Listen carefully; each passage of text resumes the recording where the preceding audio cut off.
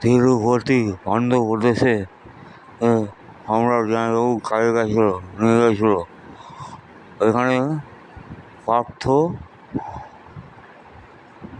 বিক্রি করে দিয়েছিল পাণ্ডের কাছে।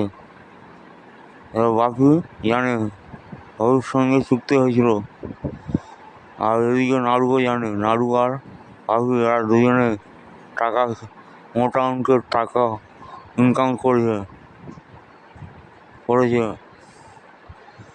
আর গড্ডু আর ওদের তো কোনো দোষ নেই, ওদেরকে দিয়ে এইগুলো সব করানো হয়েছিল।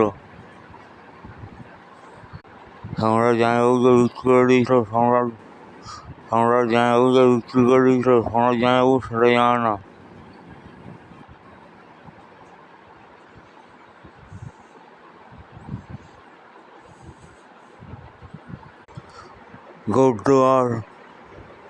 গড্ডু আর ঈদের কোনো দোষ নেই, ওরা নির্দোষ।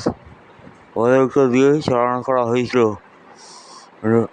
গড্ডুর নিজের কাকা, গড্ডু যখন মাথা ফাটিয়ে দেয়, দেখতে এইসব গড্ডুকে দেখতে যায়নি, আর গড্ডুর বাড়িতেও খবর দেয়নি।